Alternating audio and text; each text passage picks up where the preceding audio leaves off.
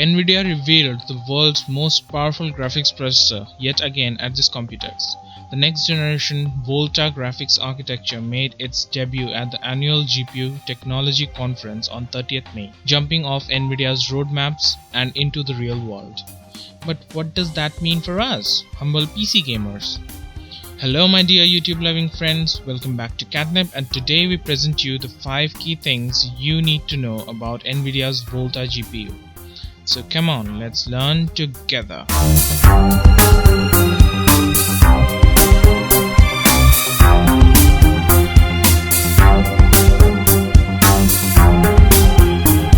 First point, it's not for you yet. If you are looking for hot details about the future of GeForce graphics cards, well, keep waiting. Like the Pascal GPU architecture before it, VOLTA's grand reveal comes in the form of a monstrous Tesla V100 GPU built for data centers. CEO Jensen Huang focused on the hardware's AI chops and announced a new $149,000, that's more than 96 lakh rupees, for the DGX-1 deep learning system with 8 of the VOLTA processors inside. Big spenders get first crack, it seems. That said, the details NVIDIA released about VOLTA hint at what we might expect from the inevitable next-gen GeForce cards. Second, VOLTA beats the pants of Pascal.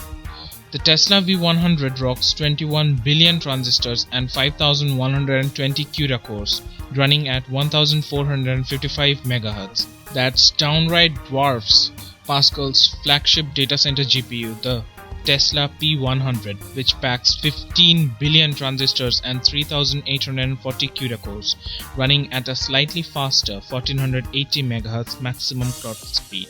It's impossible to know that GeForce graphics cards based on VOLTA will look like, but the recently released Titan XP wound up with a full-blown implementation of the Tesla P100's Pascal GPU, and it's the fastest gaming GPU in the world. Yet, NVIDIA claims that it's not for gaming and it's for AI purposes, but whatever. Heck, the GTX 1080 Ti sports a slightly nerfed version with 3584 CUDA cores, and it can still game at 4K resolution without breaking a sweat. It'll be fun to see how many CUDA cores fit into consumer graphics cards, especially since NVIDIA says the Tesla V100 offers 1.5 times the teraflops performance, that's the raw processing performance, that's usually not so important, of its Pascal predecessor. For yet another point of reference, this VOLTA GPU packs 4 times as many CUDA cores as the GeForce GTX 1060, twice as many as GTX 1080, and 320 texture units compared to the 1080 Ti's 224. Third, cutting-edge tech showcase.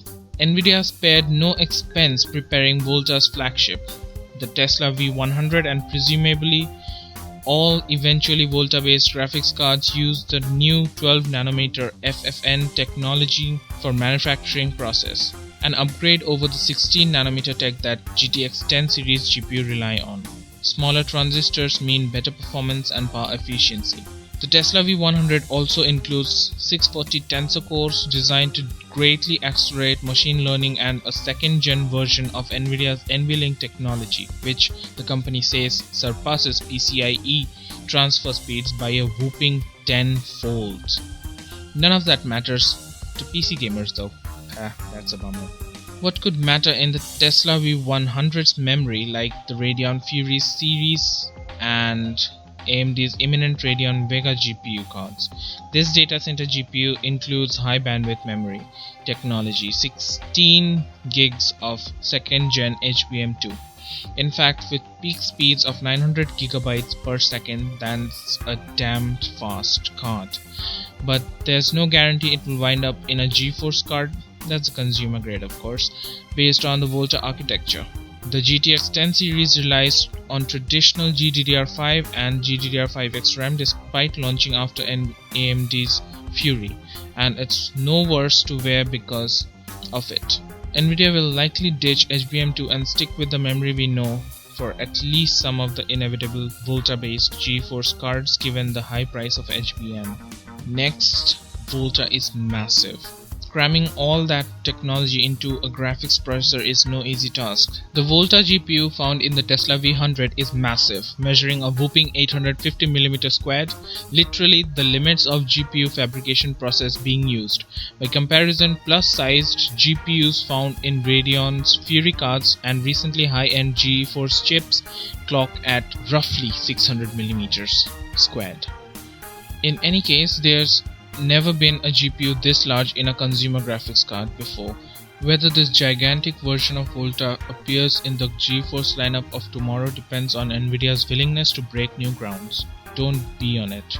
Yields must be abysmal with such a huge chip on a new manufacturing process, and consumers won't pay anywhere near the premium that businesses will for something this radical. And the last point, the timing's no coincidence. The Tesla V100 won't appear in data centers until the third and fourth quarter depending on how you are buying it. Business buyers need time to prepare for big cutting-edge expenditures, but there's probably another reason why NVIDIA is already showing off Volta. Yes, you guessed it right, Vega.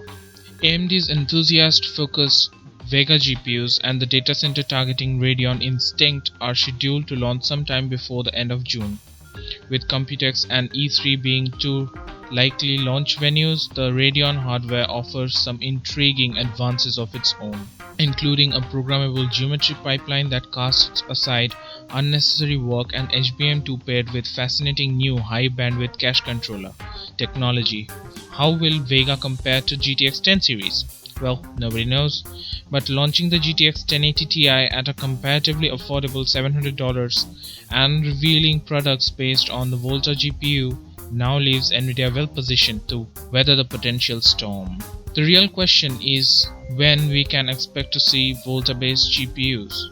Volta has appeared on NVIDIA's roadmaps for 2018 in the past, and memory suppliers SK Hynix recently said that it's prepping cutting-edge GDDR6 RAM to ship in high volume on a graphics card in early 2018.